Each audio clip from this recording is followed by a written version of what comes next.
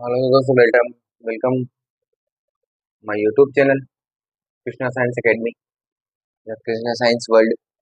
तो आज हम बात करेंगे। इसके पहले हम बात कर चुके हैं कि कोशिका की खोज किसने की। रॉबर्ट हुक ने मृत कोशिका की खोज की। जीवित कोशिका की खोज की एंटोनी वान ल्यूवेनहॉक ने तालाब के पानी में। मृत कोशिका की खोज किसमें की, लकड़ी के कोर्क में। ठीक है, तो ये सारी चीजें हम देख चुके हैं। ठीक है, हम अब आगे हम बात करते हैं कि प्रोकैरियोटिक कोशिका के कितने प्रकार होते हैं। कोशिका के दो प्रकार होते हैं, प्रोकैरियोटिक कोशिका और यूकैरियोटिक कोशिका। अब हम बात करते हैं कि प्रोकैरियोटिक कोशिका में दोनों में समानता या असमानता क्या है। दोनों में होती तो होंगी ना, समानता और असमानता। क्या है वो? तो प्रोकैरियोटिक कोशिकाएं कैसी होती है? छोटी कोशिकाएं होती है। कैसी कोशिकाएं होती है? प्रोकैरियोटिक कोशिकाएं छोटी कोशिकाएं होती है। जबकि यूकैरियोटिक कोशिकाएं कैसी होती है? बड़ी कोशिकाएं होती है। यूकैरियोटिक कोशिकाएं बड़ी होती है, प्रोकैरियोटिक कोशिकाएं छोटी होती है। ठीक है, प्रोकैरियोटिक जो कोशिकाएं होती है इनमें बिखरा हुआ केंद्रक पाया जाता है, अर्थात इनमें केंद्रक बिखरा हुआ पाया जाता है, मतलब सुविकसित केंद्रक नहीं होता है। इनमें विकसित केंद्रक नहीं पाया जाता है। इनके केंद्र के आसपास में केंद्रक झिल्ली नहीं होती है। तो इनके केंद्र के आसपास में केंद्रक झिल्ली नहीं होगी तो केंद्रक सुसंगठित कैसे होगा? तो वो क्या होता है? बिखरा हुआ पाया जाता है, पूरी कोशिका में बिखरा हुआ होता है। एक इधर एक इधर एक इधर एक इधर। जैसे मान लीजिए आपने थोड़ी सी सरसों ली। अब सरसों को कह के आपने ऐसे ही डाल दिया। कहाँ पे? कमरे में। क्या होगा? पूरे कमरे में दाने फैल जाएंगे। तो ठीक वैसे इसका केंद्रक होता है। और ठीक वैसे आपने एक छोटी सी पन्नी ली, थैली थैली में बांध के सरसों को एक जगह डाल दिया। वो क्या हुआ? एक जगह ही गिरेगी। तो ठीक वैसे ही जो हमारी कोशिकाएं होती है उसमें सुसंगठित केंद्रक पाया जाता है। जबकि जो प्रोकैरियोटिक कोशिकाओं का जो केंद्रक होता है वो क्या होता है? बिखरा हुआ पाया जाता है। हमारी कोशिकाओं की बात करें, यूकैरियोटिक कोशिका की बात करें तो विकसित केंद्रक पाया जाता है, अर्थात एक झिल्ली में बंद होगा। इसमें सारी चीजें एक जगह इकट्ठी होंगी। अर्थात कहने का मतलब सुसंगठित केंद्रक पाया जाता है, अर्थात एक जगह ही होता है, आसपास उसके आवरण होता है। उसके बाद में आगे बात करते हैं, केंद्रक के ऊपर कोई आवरण नहीं होता है। लेकिन हमारे जो जो यूकैरियोटिक कोशिकाओं का केंद्रक होता है उसके ऊपर आवरण पाया जाता है। भाई बिना आवरण के कोई सुसंगठित कैसे हो सकता है? जैसे मान लीजिए अगर आपके ऊपर आपके पापा का दबाव नहीं होगा तो आप मनमर्जी चलाएंगे, इधर गए उधर गए। तो इसमें क्या है? झिल्ली को मान लीजिए पापा, तो इधर झिल्ली जो होती है उसमें क्या होता है? इधर वाले केंद्र के झिल्ली को मान लीजिए पापा नहीं होता है। ठीक है, पापा नहीं होता, जिसमें किसी का दबाव नहीं होता, इसकी जहाँ इच्छा होती है वहां ही घूमता है। ठीक है, वैसे यूकैरियोटिक कोशिका में झिल्ली के रूप में इनके पापा होते हैं। क्या होते हैं? पापा होते हैं झिल्ली के रूप में इनके। तो वो क्या होता है? कहीं जाने नहीं देते, स्ट्रिक्ट होता है। कहाँ जा रहा है? इधर बैठ। तो वो स्ट्रिक्ट होते हैं। तो इनमें क्या होता है? सुसंगठित केंद्रक पाया जाता है और केंद्र के ऊपर एक आवरण पाया जाता है। ठीक है, आगे बात करते हैं प्रोकैरियोटिक कोशिका में शोषण जीव द्रव्य से होता है। ठीक है, जीव द्रव्य में ही होता है शोषण। कहाँ होता है? प्रोकैरियोटिक कोशिका में जीव द्रव्य में शोषण होता है। जबकि जो यूकैरियोटिक कोशिका होती है, यूकैरियोटिक कोशिका में शोषण कहाँ होता है? माइटोकॉन्ड्रिया में होता है। कहाँ होता है? माइटोकॉन्ड्रिया में ही होता है। हमने शोषण के पहले हम पढ़ चुके हैं, शोषण पहले हम पढ़ चुके हैं। वहां पे हमने बात की थी कि कोशिकाओं में जाके और ग्लूकोज का ऑक्सीकरण होता है, पढ़ा था हमने। वो कहाँ होता है? वो यहीं पे होता है ना, कोशिकाओं में जाके। तो कोशिकाओं में क्या पाया जाता है? माइटोकॉन्ड्रिया। कोशिका का पावर हाउस इसको कहा जाता है, माइटोकॉन्ड्रिया को। आप कहीं भी लिख सकते हैं इसको ऐसे करके। कोशिका का पावर हाउस किसको कहा जाता है? माइटोकॉन्ड्रिया। इसको लिख लीजिए आप कहीं। कोशिका का ऊर्जाघर। ऊर्जाघर किसको कहा जाता है? माइटोकॉन्ड्रिया को। कोशिका का पावर हाउस किसको कहा जाता है? माइटोकॉन्ड्रिया को। तो हम जब शोषण करते हैं तो शोषण में जो ऊर्जा निकलती है किसके रूप में निकलती है? एटीपी के रूप में निकलती है ना, एटीपी के रूप में। फिर हम सीधा एडिनोसिन ट्राइफॉस्फेट, हम इसका सीधा उपयोग कर नहीं सकते, तो फिर किसमें बदला जाता है इसको? एडीपी में। आगे चैप्टर लेके आ रहे हैं बहुत जल्दी इसका भी। तो एडीपी में बदला जाता है, फिर हम उसका उपयोग कर सकते हैं। क्योंकि क्या होता है, जैसे हम बहुत सी बार खाना, जैसे मान लीजिए हम व्रत रखते हैं, फास्ट जिसको बोलते हैं इंग्लिश में, फास्ट रखते हैं, तो उस दिन खाना थोड़ी खाता है अपन, लेकिन फिर भी हमारी बॉडी वो पूरे काम करती है जो हम खाना खा के करते हैं, वो बिना खाए करते हैं। वो किसकी वजह से होता है? क्योंकि हमारे हमारे जो भोजन में ऊर्जा बनती है शोषण के समय, वो किसके रूप में एकत्रित हो जाती है? एटीपी के रूप में, माइटोकॉन्ड्रिया में।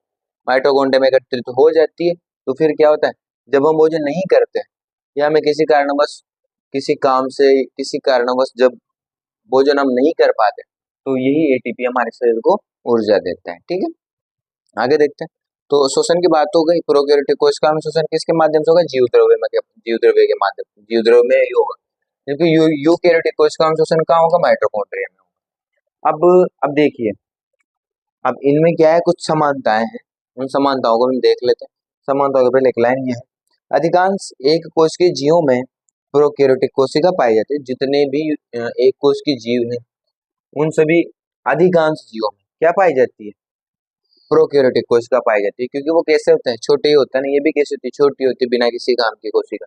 बिखरा हुआ तो केंद्रक है, छोटी सी कोशिका है, बिल्कुल मतलब ऐसे मान लीजिए नालायक कोशिका है, इस तरीके से। आगे देखो, अब दोनों में समानताएं क्या है? देखो, दोनों में समानताएं भी है ना। दोनों में कौन कौन सी समानता है उनके बारे में बात करेंगे। तो दोनों में डीएनए पाया जाता है, दोनों में डीएनए पाया जाएगा। ठीक है, दोनों में डीएनए पाया जाता है। ठीक है, क्योंकि अपनी संतति को तो बढ़ाएंगे नहीं, एक कोश की हो, बहुकोश की हो, अपनी संतति को तो बढ़ाएंगे। उसके बाद में जीव द्रव्य पाया जाता है। भाई इसमें भी जीव द्रव्य होता है, उसमें भी जीव द्रव्य होता है। अपन कोशिका बनाते हैं ना ऐसे। तो ये केंद्रक हो गया, तो ये तो इसका केंद्रक हो गया, इसका यूकैरियोटिक में केंद्रक सुसंगठित पाया जाता है। जबकि वो ये क्या होता है? बीच में भरा होता है ना, इसमें बीच में रिक्तिकाएं, लाइसोसोम, गोल्जी बॉडी सारे ही तैयार रहते हैं। तो ये क्या होता है? ये जीव द्रव्य होता है। तो ये जीव द्रव्य कहाँ पाया जाता है? दोनों कोशिकाओं में पाया जाता है। ठीक है, केंद्रक के बाहर और कोशिका झिल्ली के अंदर। केंद्रक के बाहर और कोशिका झिल्ली के बीच में द्रव पाया जाता है, जीव द्रव्य बोलते हैं। तो ये दोनों में पाया जाएगा। उसके बाद में प्रकाश संश्लेषण दोनों में होता है। अब आप बात करेंगे इनमें प्रकाश संश्लेषण किससे होगा? देखो, समझने की बात है, ये तो प्रकाश संश्लेषण कर लेगी, क्योंकि ये किस किस में? अधिकांश एक कोश के जीव में पाई जाती है, आर्किया, जीवाणु, नीला रिक्तसेवन। तो इसमें तो प्रकाश संश्लेषण होगा ही।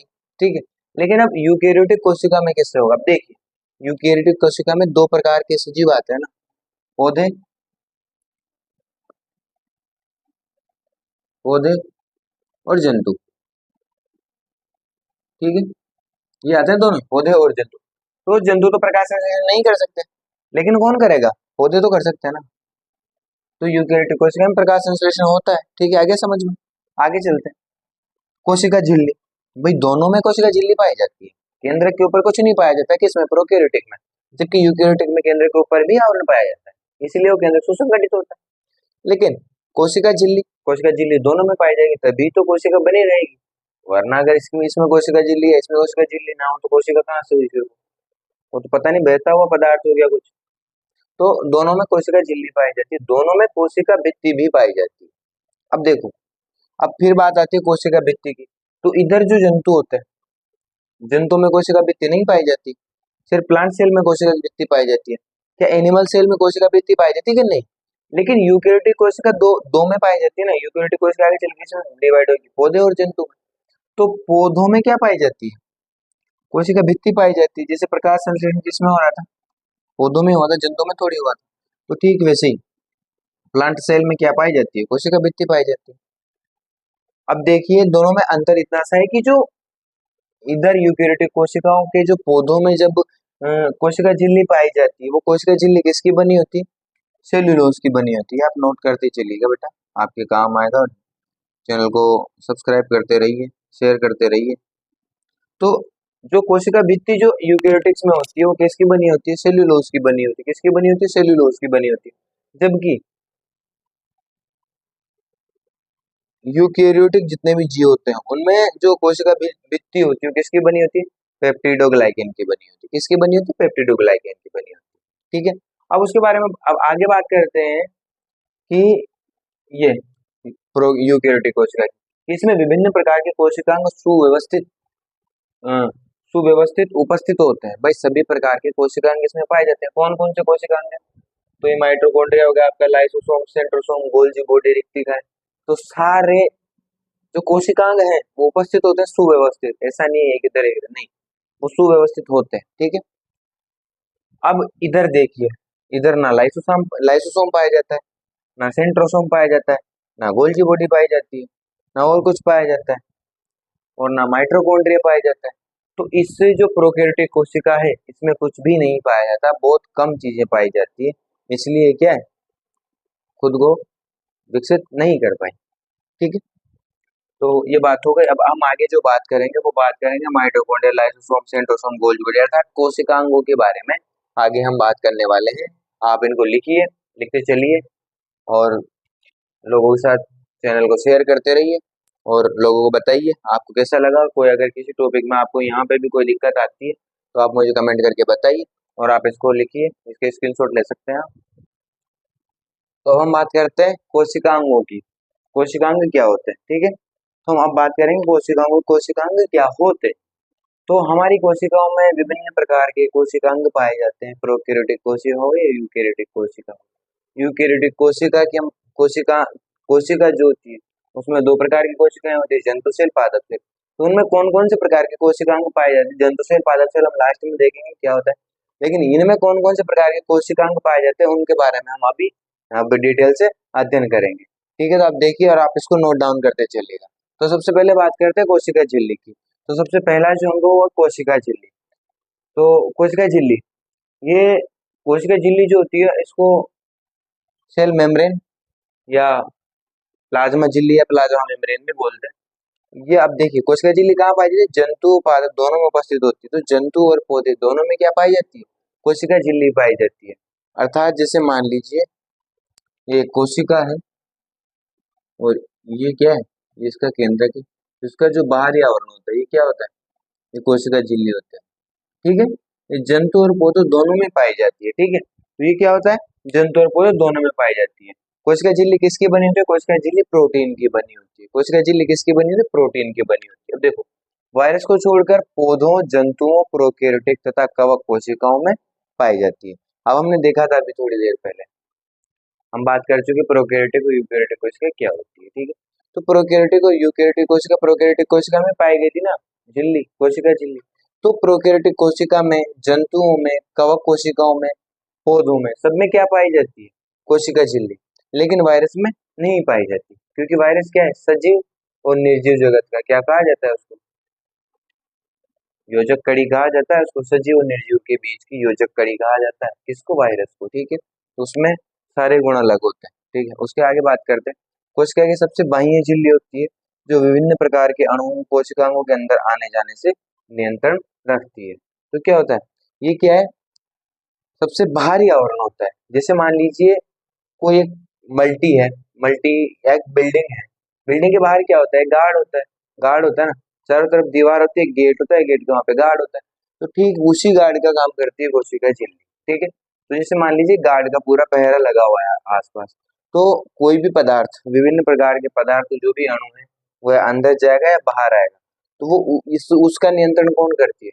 कोशिका झिल्ली करती है। तो हमारे जितने भी कोशिकांग पाए जाते हैं, हमारे जितने भी कोशिकांग पाए जाते हैं, आप माइटोकॉन्ड्रिया, सेंट्रोसोम, लाइसोसोम, जितने भी अ, कोशिकांग हैं हमारी कोशिका में, वो किसके अंदर पाए जाते हैं?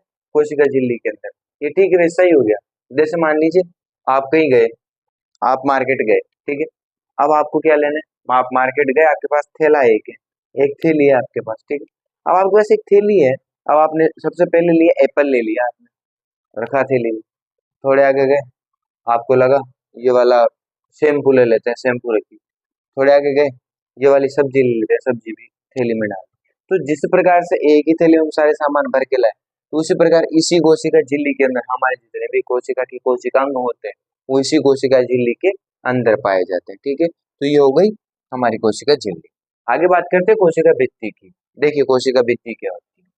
कोशिका भित्ति ये सिर्फ ओनली प्लांट सेल में पाई जाती है, अर्थात सेल वॉल इसको बोलते हैं, सेल वॉल या कोशिका भित्ति। ये सिर्फ पादप कोशिकाओं में पाई जाती है। पादप कोशिकाओं में पाई जाएगी। पादप कोशिकाओं में कैसे पाई जाएगी? देखो ये क्या थी? ये थी कोशिका झिल्ली। लेकिन पादप कोशिकाओं में एक और आवरण होगा इसके बाहर, ऐसा एक बाहर और आवरण होता है, उसको बोलते हैं कोशिका भित्ति, सेल वॉल। ठीक है, इसको बोलते हैं कोशिका भित्ति, सेल वॉल। सेल वॉल किसकी बनी होती है? हम थोड़ी देर पहले बात कर चुके हैं, सेल्यूलोज की बनी होती है। कोशिका झिल्ली किसकी बनी होती है? सॉरी, कोशिका भित्ति किसकी बनी होती है? सेल्यूलोज की बनी होती है। ये सुरक्षा तथा आकार प्रदान करती है। देखिए कोशिका झिल्ली किसमें पाई जाती है? मनुष्य में, जंतुओं में, इनमें पाई जाती है कोशिका झिल्ली। तो हम क्या करते हैं, हमारी कोशिकाओं की सुरक्षा कैसे कर लेते हैं? कपड़े से कर लिया, कपड़े से कर लिया। जंतु होते हैं बालों से कर लेते हैं। लेकिन अब ये किस में पाई जाती है कोशिका भित्ति? ओनली प्लांट्स में पाई जाती है। अब पौधे भी तो अपनी सुरक्षा करेंगे ना किसी से, तो वो किससे करते हैं? तो वो पौधे अपनी सुरक्षा के लिए बिल्कुल कठोर होता है। तो पौधे अपनी सुरक्षा और आकार और सुरक्षा, पौधों का जो एक निश्चित आकार होता है, देखिए जो कोशिका झिल्ली जिनमें पाई जाती है वो हिल डुल सकते हैं, दौड़ सकते हैं, भाग सकते हैं, यहाँ से वहां जा सकते हैं, ठीक है। लेकिन जो जिनमें कोशिका भित्ति पाई जाती है बिल्कुल ऐसे खड़े रहे, ऐसे सावधान की स्थिति, बिल्कुल सावधान, लाइफ टाइम। तो उसमें उनमें सब में क्या होता है, कोशिका भित्ति पाई जाती है, इनकी सुरक्षा और आकार को निश्चित करती है, भाई आपका ये आकार रहेगा, और उनकी सुरक्षा करती है किसी भी चीज से, ठीक है। ये अर्ध पारगम्य होती है। कैसी होती है? ये अर्ध पारगम्य होती है कोशिका झिल्ली। अब अर्ध पारगम्य का मतलब क्या है, देखते हैं, आप बताइए। माइटोकॉन्ड्रिया। अब तीसरा अपने पास माइटोकॉन्ड्रिया। खोज किसने की माइटोकॉन्ड्रिया की? रिचर्ड अल्टमैन ने की थी। किसने खोज की थी? Richard Altman. अब देखो ये क्या करता है, आकार को जाता है। देखो आकार और आकृति परिवर्तन इसकी होती रहेगी। माइटोकॉन्ड्रिया की अगर बात करते हैं सबसे पहले, तो वो है खोज। माइटोकॉन्ड्रिया की खोज किसने की थी? रिचर्ड अल्टमैन ने की थी। रिचर्ड अल्टमैन ने माइटोकॉन्ड्रिया की खोज की। उसके बाद में इसकी आकार और आयतन इसका क्या होगा? हमेशा कैसा रहेगा? परिवर्तित होता रहेगा। अब हमारा जो, अब देखो एक और बात आती है कि हमारा जो श्वसन होता है, श्वसन कहाँ होता है? कोशिकाओं में ही जाके होता है। तो श्वसन कहाँ होता है? कोशिकाओं में होता है, वहां पे चलता है क्रेब्स चक्र। तो हमारा जब श्वसन होता है वहां पे जो ऊर्जा मिलती है, तो ऊर्जा एटीपी के रूप में मिलती है। तो 30 एटीपी मिलके एक ग्लूकोज बनाते हैं, और ग्लूकोज का वापस हम उपयोग करते हैं। ये क्या हो गया? ऊर्जा, ऊर्जा के रूप में। तो ग्लूकोज हमें क्या मिलती है? हमें ऊर्जा मिलती है ग्लूकोज से। इसकी जो आंतरिक दीवार है, आंतरिक दीवार को क्या बोलते हैं? माइटोकॉन्ड्रिया की आंतरिक दीवार को क्या कहेंगे? क्रिस्टी कहेंगे, ठीक है। एक बार और देखिए, माइटोकॉन्ड्रिया को रिचर्ड अल्टमैन ने की। इसका आकार आकृति परिवर्तन रहता है, और श्वसन जब होता है तो कहाँ पे होता है? उधर ही होता है कोशिकाओं में। क्रेब्स चक्र कहाँ चलता है? माइटोकॉन्ड्रिया। पूछा गया सवाल है, बहुत सी बार पूछा गया, क्रेब्स चक्र कहाँ चलता है? माइटोकॉन्ड्रिया में। 38 एटीपी से एक ग्लूकोज बनता है, ग्लूकोज से हमें क्या मिलती है? ऊर्जा। इसीलिए माइटोकॉन्ड्रिया को क्या कहा जाता है? Power house. क्या कहा जाता है? Power house.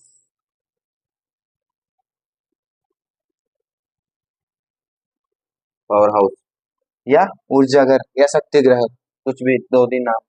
इसकी आंतरिक दीवार को क्या कहेंगे? क्रिस्टी कहते हैं। उसके बाद में बात आती है गोल्जी बॉडी की। अब देखिए गोल्जी बॉडी हमारे शरीर का बहुत या कोशिका का बहुत इंपॉर्टेंट भाग है। कैसे है? जैसे मान लीजिए मैं अभी आपको पढ़ा रहा हूँ, या कोई इंसान जो दौड़ता है, या कोई इंसान जो फुटबॉल खेलता है, या कोई इंसान जो क्रिकेट खेलता है, ठीक है। अब जैसे मैं बोल रहा हूँ तो मैं किसका उपयोग कर रहा हूँ? मैं उपयोग कर रहा हूँ मेरी जीभ का, जुबान का, जुबान का उपयोग कर रहा हूँ। कोई धावक होता है दौड़ने वाला, वो क्या करता है? उसकी अधिक ऊर्जा कहाँ से लगती है? उसकी अधिक ऊर्जा पैरों से लगती है। उसके बाद में कोई जैसे मान लो बैडमिंटन खेल रहा है, तो उसकी पूरी ऊर्जा कहाँ से लगेगी? हाथ से। कोई क्रिकेट खेल रहा है, क्रिकेट में पूरी ऊर्जा कहाँ से लगेगी? हाथों से लगेगी। कोई ऐसे वजन उठा रहा है, पूरी ऊर्जा हाथों से लगेगी। तो उसी ऊर्जा को जो परिवहन करता है वो कौन करता है? गोल्जी बॉडी करता है। अब जैसे मान लीजिए ऐसे थोड़ी होता है कि मैं बोल रहा हूँ तो मेरी जुबान थक जाएगी, पूरा शरीर ही थकता है। क्यों थकता है वो भी बताऊंगा। तो जब जैसे मैं जुबान से काम कर रहा हूँ, तो शरीर को पता चलता है, गोल्जी बॉडी को, कि ऊर्जा काम में कहाँ ली जा रही है सबसे ज्यादा। तो ये क्या करता है? ऊर्जा का परिवहन करता है, भाई चलो जल्दी चलो। अब जैसे मान लीजिए मैं चुपचाप खड़ा हूँ, मेरे पैरों की ऊर्जा काम नहीं आ रही, तो ये क्या करेगा? पैरों को लाएगा, पैरों की ऊर्जा को लेके आएगा, और मेरी जुबान के द्वारा ऊर्जा को बाहर निकालेगा। कोई धावक है, अब धावक के सबसे ज्यादा पैर काम करेंगे, तो वो ऊर्जा को समेट के कहाँ लेके जाएगा? तो ये हमारे शरीर में ऊर्जा का परिवहन कौन करता है? तो हमारे शरीर में ऊर्जा का परिवहन करता है गोल्जी बॉडी। गोल्जी बॉडी को कैमिलियो गोल्जी ने की थी, और ये किसका परिवहन करता है? हमारे शरीर में ऊर्जा इधर से उधर ले जाने का काम यही करता है, ठीक है। राजधानी क्या होती है? अब हमारे शरीर में 65% जल पाया जाता है, जल पाया जाता है। अब जल है तो है नहीं कि ये यहाँ से काटा और ये जल निकाल ली, ऐसा तो है नहीं। तो ये कहाँ पाया जाता है? हमारे शरीर में जल राजधानियों में पाया जाता है। हमारे शरीर में जल कहाँ पाया जाता है? राजधानियों में पाया जाता है। आप इसका स्क्रीनशॉट लीजिए, बाकी हम आगे बढ़ते हैं।